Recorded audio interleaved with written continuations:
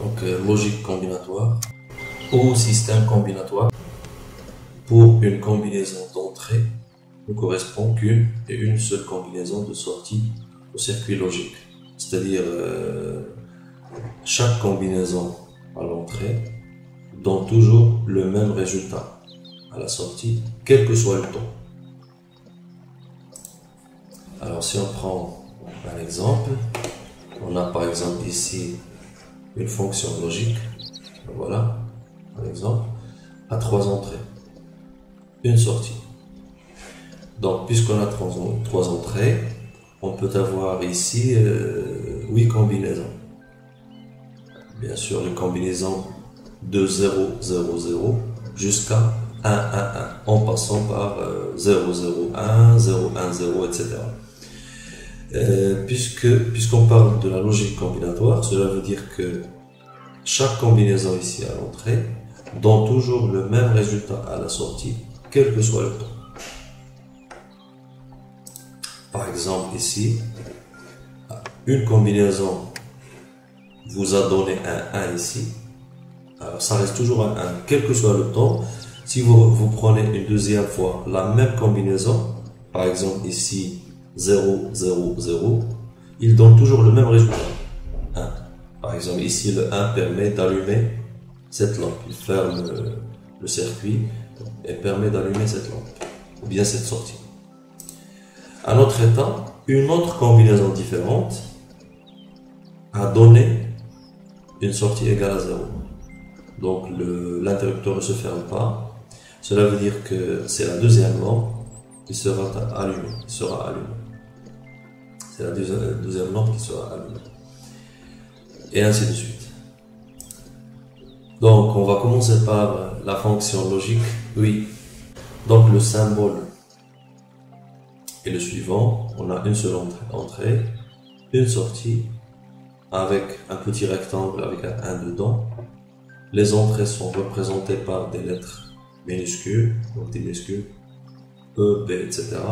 Les sorties par des majuscules.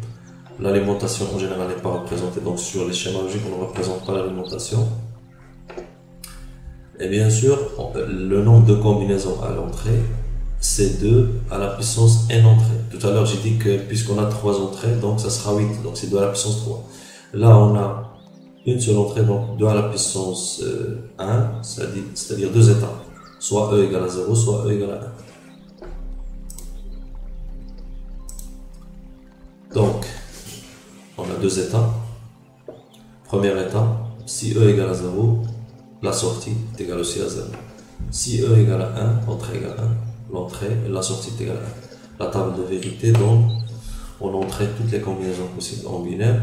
Il y a 2 combinaisons, donc c'est ce que j'ai dit tout à l'heure, 2 à la puissance n. 2 à la puissance n entrée. D'où le schéma électrique, donc équation logique, puisque pour les 2 états, l'entrée, la sortie, l'état de la sortie est égal à l'entrée, donc on peut écrire que S est égal à E. Et schématiquement, si vous utilisez un schéma électrique, l'équivalent est le suivant. Si E est égal à 0, S est égal à 0. Si E est égal à 1, S est égal à 1. C'est comme si vous avez un interrupteur et une lampe. Si vous fermez le circuit, la lampe s'allume. Si vous ouvrez le circuit, la lampe s'éteint. Deuxième fonction logique, la fonction non. Non, ou bien not, ou inverseur. C'est le même symbole avec une inversion de l'état à la sortie, dans laquelle on peut utiliser soit un triangle, soit un petit rond. Inversion symbolisée par le triangle ou le cercle en sortie, donc soit le triangle, soit le cercle. Donc les états sont inversés, ça veut dire que si l'entrée, puisqu'on a toujours une entrée, donc on aura 2 états, si l'entrée est égale à 0, la sortie sera égale à 1, si l'entrée est égale à 1, la sortie sera égale à 0. Donc tout simplement, la sortie est toujours opposée à l'entrée, donc S est égal à l'état inverse de l'entrée, donc E bar. Donc S est égal à E bar. Le schéma bien sûr, donc si au repos bien sûr l'interrupteur est fermé, donc si l'interrupteur n'est pas actionné, n'est pas actionné, ça veut dire E égale à 0. La lampe bien sûr est allumée. Pourquoi? Parce qu'à l'état repos, l'interrupteur est fermé. Donc si l'interrupteur est actionné, ça veut dire E est égal à 1. On va ouvrir le circuit, donc la sortie sera égale à 0. Troisième cas, la fonction A, bien AND en anglais. AND, ça veut dire qu'on a au moins deux entrées, 2 ou plus. Alors, soit 2, soit par exemple ici 8, de 0 jusqu'à 7. Donc au minimum 2 entrées, puisque là la fonction AND, donc A, donc on a au moins 2. Donc quelles sont les différentes combinaisons qu'on peut avoir ici? On a dit que ça sera 2 à la puissance nombre d'entrées, donc 2 à la puissance 2, ça sera 4. Voilà, donc 4, 0, 0, dans l'ordre croissant bien sûr, 0, 0, 0, 1, 1, 0, 1, 1. Donc, la sortie dépend de la combinaison à l'entrée. Donc, pour la combinaison 0, 0, c'est-à-dire si B1 n'est pas actionné, et, puisque c'est la fonction et B0 n'est pas actionné, S est égal à 0. Et ça veut dire un produit. C'est comme si vous dites que c'est 0 fois 0, donc ça donne un 0. 0 fois 1, 0, donc B1 et B0, mais actionné bien sûr, c'est 0. 1 et 0, c'est 0. Mais la seule combinaison qui vous donne un 1 à la sortie, c'est lorsque B1 et B0 sont actifs. Donc un 1 vous donne un 1.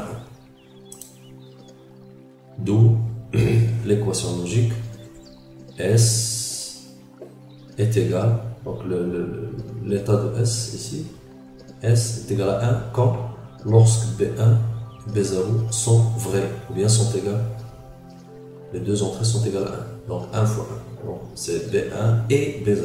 B0 et B1. La lecture bien sûr, on dit B0 et B1. Pour les 8 entrées, ce sera la même chose. Donc c'est le produit des différentes entrées. C'est-à-dire que la sortie est égale à 1 si B0 égale à 1 et B1 égale à 1. Donc, sous forme d'un schéma électrique, vous voyez bien que sur le schéma électrique, il faut fermer les deux à la fois pour que la sortie soit égale à 1. Donc, B égale à 1, B1 égale à 1, B0 égale à 1, implique S égale 1. La loupe s'allume si B0 et B1 sont fermés, bien sont actifs. Une autre fonction, la fonction OR, ou bien OR en anglais. Donc le 0, 0, c'est 0. Alors il suffit que l'une des deux ou les deux à la fois soient actives pour que la sortie soit vraie, ou bien soit active. Donc 1, 0, 1 vous donne 1, 1, 0 vous donne 1, 1 bien sûr vous donne 1. Là c'est une addition, c'est comme si vous mettez ici plus ou bien union. Pour les entrées de 0 jusqu'à 7, la même chose, le même principe. Donc S est égal à B0 ou, donc plus veut dire ou B1. La lecture, la sortie est égale à 1 si B0 est égal à 1 ou B1 est égal à 1. La même chose pour les 7, bien les 8 entrées.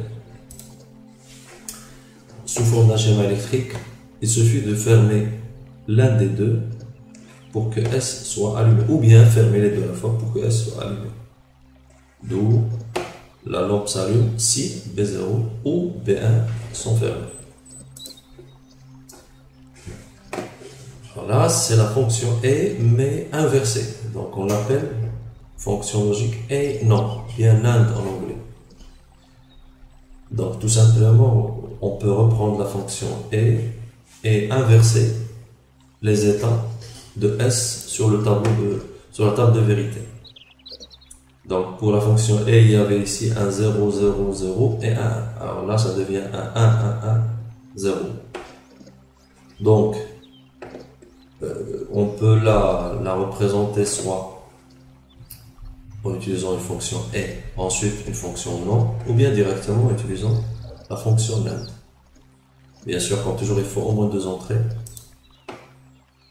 Donc c'est la même équation que c'est de la fonction et, mais bien sûr avec une inversion des temps. Donc ça sera B1 fois B0, mais le tout bas. La même chose ici, ça sera B0 fois jusqu'à B7, le tout bas. Donc on dit que S est égal à B0 et B1, le tout bas. Ça veut dire que la sortie est égale à 0 si B0 est égal à 1 et B1 est égal à 1. Il faut que les deux soient égales à 1 pour que la sortie soit égale à 0. Sous forme d'un schéma électrique, S est égal à, on a dit que c'est B0 fois B1, le tout bas. Si on utilise le théorème de De Morgan, ça sera B0 bas plus B1 bas. Ou bien, on voit, c'est évident sur le schéma électrique, on voit bien que S est égal à cet état ou cet état. Donc cet état c'est quoi? C'est pas B0, c'est B0 bas, puisque c'est fermé. Ou cet état, donc c'est B1 bas. Donc S est égal à B0 bas plus B1 bas. Ça veut dire que B0 fois B1 le tout bas est égal à B0 bas plus B1 bas. C'est ce qu'on appelle le théorème de De Morgan. La fonction logique ou non, ou bien NOR. La même chose, on reprend la fonction ou et on ajoute la fonction non pour la transformer en une fonction NOR. Donc on reprend le résultat de la table de vérité de la fonction ou et on inverse tout. Donc c'était un 0, 1, 1, 1, alors maintenant ça devient un 1, 0, 0, 0. Donc on lit S est égal B0 plus B1 le tout barre. B0 plus B1 le tout barre. C'est-à-dire que la sortie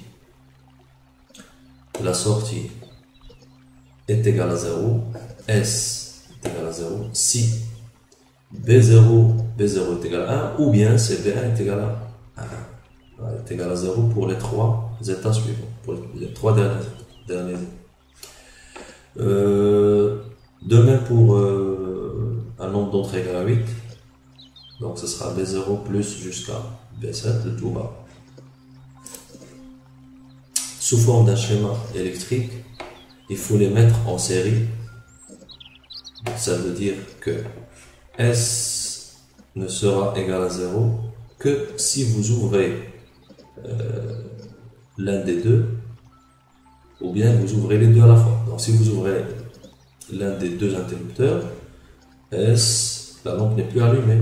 Si vous ouvrez bien sûr les deux à la fois, il ne sera plus allumé. C'est-à-dire que S est égal au produit de cet état fois cet état. Donc cet état c'est quoi? C'est pas B0, c'est B0 bas, puisque c'est fermé au repos. Donc c'est B0 bas fois B1 bas. Alors là aussi on remarque que dans ce cas-là, B0 plus B1 le tout bas est égal à B0 bas fois B1 bas. Là encore c'est le théorème de De Morgan. La lampe s'éteint si B0 ou B1 sont activés. Ouvert. Activé ici c'est ouvert, c'est-à-dire actionné. Activé ou bien actionné c'est ouvert. Fonction logique ou exclusif. On l'appelle XOR en anglais. Donc, deux entrées uniquement. Là, c'est important, c'est que dans ce cas, pour la fonction XOR, on a seulement deux entrées. Le symbole, là, on met un égal à 1 et non pas supérieur ou égal, donc égal à 1. Et regardez bien les combinaisons des entrées. Ça donne quoi? Donc si c'est 0, 0, c'est un 0. Si B0 est égal à 1, la sortie est égale à 1. Si B1 est égal à 1, la sortie est égale à 1. Mais si les deux sont égales à 1, la sortie est égale à 0. Donc exclusivement, S est égal à 1 exclusivement si l'une des deux entrées est active. Donc S est égal à B0 ou exclusive B1. Ça c'est un B1. Et ça, c'est un B1 bar. Pourquoi? Parce que c'est toujours B1, mais c'est toujours la même entrée, mais dans un autre état. Donc, les deux états sont opposés, bien sont inversés. Si vous fermez B1 dans ce circuit, automatiquement l'autre s'ouvre. Donc, on ne peut jamais avoir les deux fermés à la fin. Donc, si vous fermez ça, vous aurez ici le circuit fermé. Donc, ça passe. Et là, bien sûr, celui-là s'ouvre. Deuxième cas, si vous fermez celui-là, la même chose. Donc la sortie est égale à 1, si B0 est différent de B1. Voilà, évidemment, ici, ils sont différents. Donc, s'ils sont égaux, ça donne un 0. C'est-à-dire qu'il faut que l'un des deux interrupteurs, c'est un circuit, soit actionné, non pas les deux à la fin. Voilà, effectivement, sur un schéma électrique, il faut que l'un des deux seulement soit activé. Donc, si je ferme celui-là, le courant passe. Fonction logique, identité. Identité, tout simplement, c'est un XOR bar. C'est l'opposé de la fonction XOR. Donc, il faut que les deux entrées uniquement, il faut que les deux, cette fois, soient actives pour que la sortie soit égale. Donc, c'est B0 exclusive B1, le tout bas, ou bien B0 fois B1. Donc, B0 identitaire, le fois ici, encerclé, on l'appelle identité. Donc, B0 identité B1, la sortie est égale à 1 si B0 est égal à B1. Sous forme d'un schéma électrique, la même chose ici. Donc, il faut que les deux états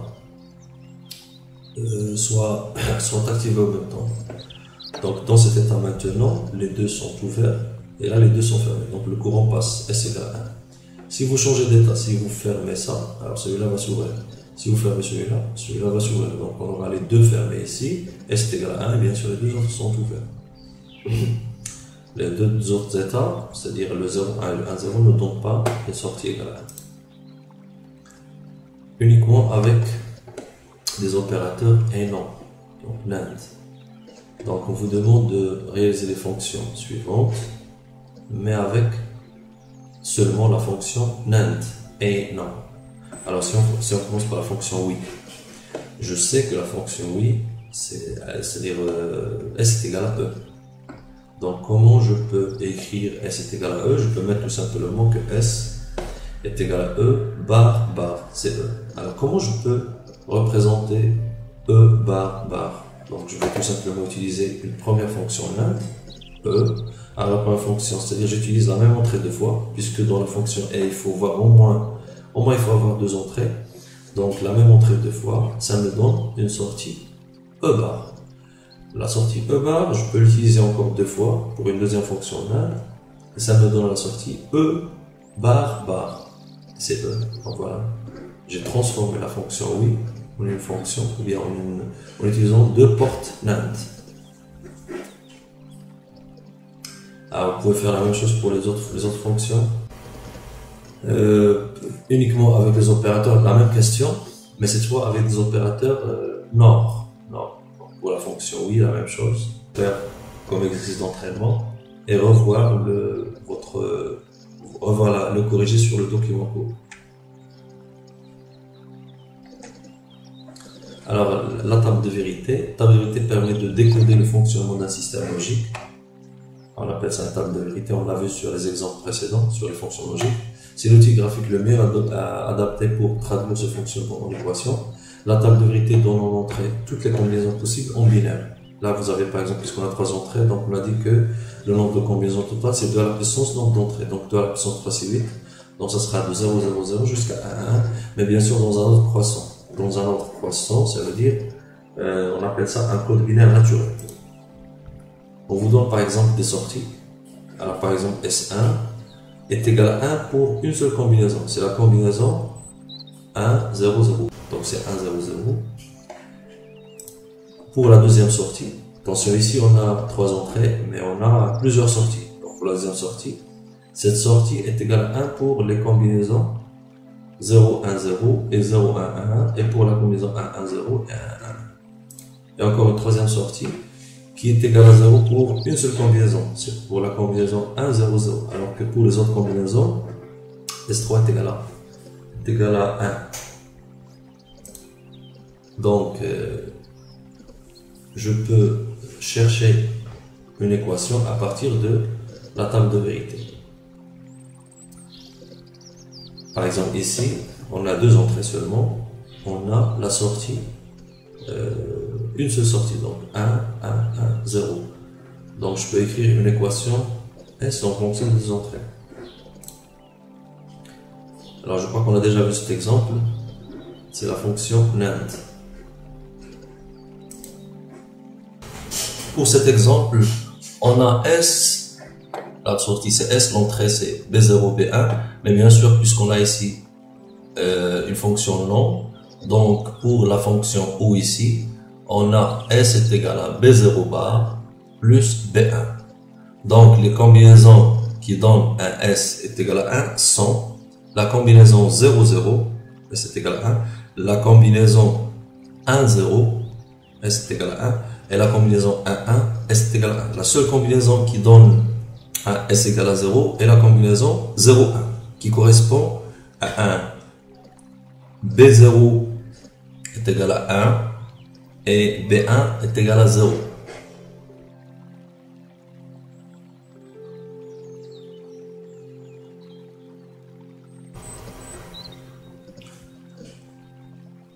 Alors là, on vous donne les différentes propriétés permettant de simplifier une expression logique. Si vous voulez le faire analytiquement, bien sûr, ou bien par calcul. Associativité de l'opérateur A. Donc A fois B fois C est égal à A. B fois C plus est égal à ABC. C'est-à-dire que vous pouvez changer l'emplacement des parenthèses, ou bien vous pouvez carrément enlever les parenthèses puisque c'est un produit. Pour une somme, c'est la même chose. Je peux changer l'emplacement des parenthèses, je peux les enlever carrément. La commutativité d'un produit, la commutativité d'une somme, la distributivité de l'opérateur A par rapport à l'opérateur O. Donc A fois B plus C est égal à AB plus AC est égal à AB plus AC. Distributivité de l'opérateur O par rapport à l'opérateur A plus BC est égal à A plus B fois A plus C est égal à A plus BC. Élément neutre pour la fonction A, ou bien pour l'opérateur A, c'est 1. L'élément neutre pour l'opérateur O, c'est 0. Antisymétrie de l'opérateur A fois 0 est égal à 0 fois 1 est égal à 0, bien sûr. Antisymétrie de l'opérateur O, c'est-à-dire A plus 1 est égal à 1 plus A est égal à 1. Identité remarquable. A fois A c'est A plus A c'est A fois A bar c'est 0, A plus A bar c'est 1, A bar c'est A plus A fois B est égal à... Là, vous pouvez factoriser tout simplement par A, donc ça sera A facteur de 1 plus B. Et 1 plus B, bien sûr, c'est 1, donc ce sera A. A plus A bar B est égal à B A bar plus B est égal à A plus B. A plus B fois C plus D est égal à AC plus BC plus AD plus BD.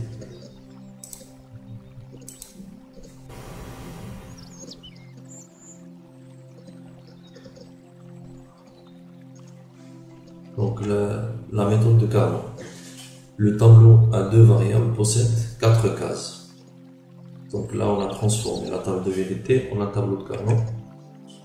Le tableau à 3 variables, ou bien la table de vérité à 3 variables, possède 8 cases.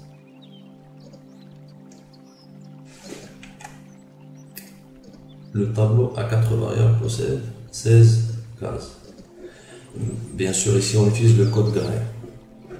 Donc 0, 1, 0, 1 pour les deux entrées, ça pose pas de problème. Pour les trois entrées, donc troisième entrée c'est 0, 1, mais la deuxième entrée, il faut faire attention. Si vous passez d'une case à une autre, il faut changer une seule variable. Donc 0, 0, ensuite 0, 1. J'ai changé A. Ensuite, puisque j'ai changé A, je dois changer B après. Donc ça sera 1, 0. Donc je change B. Et après, je change une deuxième fois A. Pour les 4 entrées, ça sera 0, 0, 0, 1, 1, 1, 1, 0. On appelle ça un code Gray. Alors que sur le code binaire naturel, sur la table de vérité, on met 0, 0, 0, 1, 1, 0, 1, 1. Là, il faut faire attention. Si vous passez d'une case à une autre, il faut faire un seul changement de bit. On change un seul bit. De même ici, 0, 0, 0, 1, 1, 1, 1, 0. Là, c'est très important pour le tableau de Carnot. Alors, par exemple, ici, on a 4 entrées. Donc, on va utiliser un tableau de Carnot à 16 cases. Donc 0, 0, 0, 1, 1, 1, 0, ce sont les 4 combinaisons des entrées B1, B0. Et pour les entrées B3, B2, on a les 4 combinaisons 0, 0, 0, 1, 1, 1, 1, 0. Alors qu'est-ce qu'on va faire? Tout simplement, on va compléter la sortie S. Alors les 16 cases que vous voyez ici représentent l'état de S. L'état de S en fonction de la combinaison des 4 entrées. Alors par exemple, pour la première ligne, c'est-à-dire lorsque B0, B1, B2, B3 sont égales à 0, et c'est égal à 1, donc on va mettre ici un 1. Là, ce sera un 1. Voilà. Pour la deuxième ligne, alors pour faciliter la lecture, je vais commencer toujours par la B3, dans cet ordre, B3, B2, B1, B0. Alors 0, 0, inter 0, 1 vous donne un 0. 0, 0, inter 0, 1 vous donne un 0. 0, 0, inter 1, 0 vous donne un 1. 0, 0, inter 1, 0 vous donne un 1. 0, 0, inter 1, 1 vous donne un 0. 0, 0, inter 1, 1 vous donne un 0. Voilà. Donc j'ai complété les 4 premières lignes de la table de vérité. Les 4 premières lignes me donnent 4 états de sortie. 4 résultats, ou bien 4 cases. 4 lignes correspondent ici à 4 cases. Pour la deuxième, on va d'abord le compléter oralement, ensuite je vais vous montrer le résultat. 0, 1, 0, 0, c'est 0. 0, 1, 0, 0, là c'est 0. 0, 1, 0, 1, c'est 1. 0, 1, 0, 1, c'est 1. 0, 1, 1, 0, c'est 0. 0, 1, 1, 0, c'est 0. Et enfin 0, 1, 1, 1, c'est 0. 0, 1, 1, 1, c'est 0. Voilà. Par exemple, le 1 ici, c'est l'état 0, 1, 0, 1. Voilà. Et ainsi de suite. Pour la troisième ligne, ce sera la même chose. Là, puisque partout c'est un 1, donc pour toutes les combinaisons ici, c'est un 1. Donc 1, 0, 0, 0, 1, 0, 0, 0, ensuite 1, 0, 0, 1, 1, 0, 0, 1, ensuite 1, 0, 1, 0, 1, 0, 1, 0, et enfin 1, 0, 1, 1, 1, 0, 1, 1. Voilà, partout c'est un 1. Et pour la dernière, 1, 1, 0, 0, c'est 0, 1, 1, 0, 0, c'est 0, ensuite 1, 1, 0, 1, c'est un 1, ensuite 1, 1, 1, 0, c'est un 0, et enfin 1, 1, 1, 1, c'est un 0. Voilà. Alors maintenant, ça c'est la première étape. On a transformé la table de vérité en un tableau de Carnot. Mais pourquoi on fait ça? C'est pour écrire l'équation de la sortie en fonction des entrées. Mais cette équation déduite du tableau de Carnot sera l'équation la plus simple possible. Donc ça donne un résultat simplifié de S en fonction de l'état de S en fonction des entrées BI de 0 jusqu'à 3. Alors on va d'abord montrer comment on fait ça. Donc simplification, on réalise des regroupements possibles de 1, 2, 4, 8 termes. Donc on réalise des regroupements à 2 à la puissance n termes. On cherche à avoir le minimum de regroupement. Il faut que le regroupement soit le minimum, mais il faut que le regroupement rassemble le maximum de termes. On doit utiliser tous les termes. Les mêmes termes peuvent participer à plusieurs regroupements. On peut l'utiliser pour plusieurs groupes. Par exemple ici, on vous donne le tableau de Carnot de la sortie en fonction des 4 entrées suivantes. Dans un regroupement de 2 termes, on élimine la variable qui change d'état. Et l'on conserve le produit des variables directes ou inverses qui n'ont pas changé d'état dans le regroupement.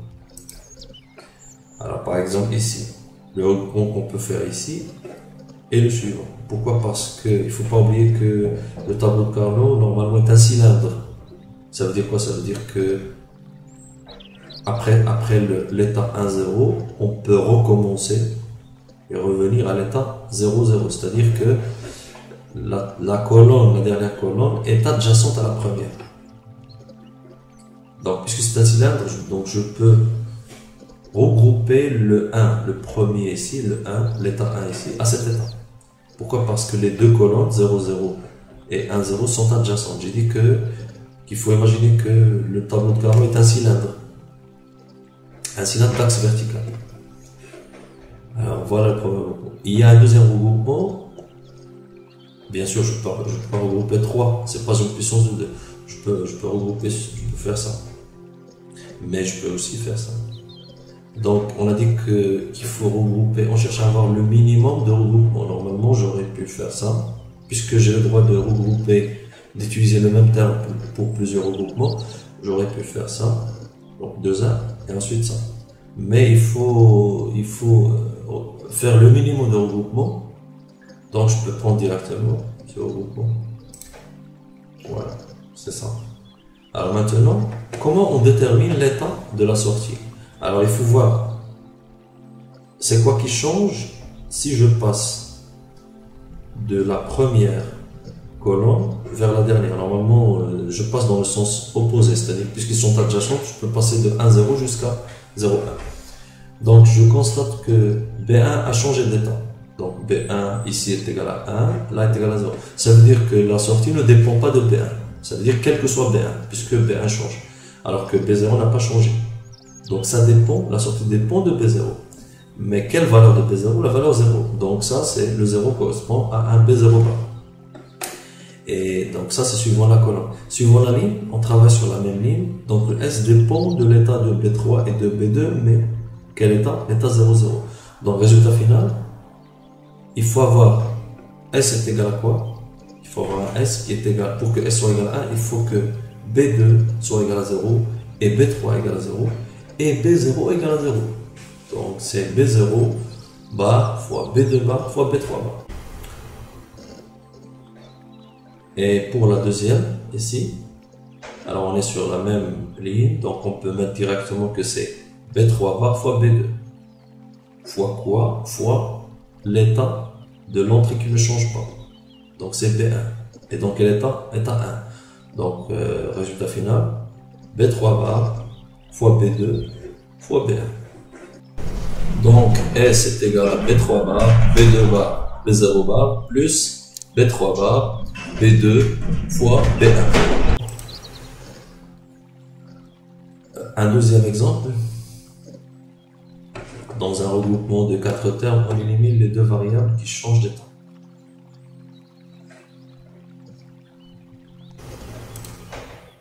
Donc, on a regroupé les 1. Les 1, donc je peux regrouper les 3 1, les 4 1 et les 4 1.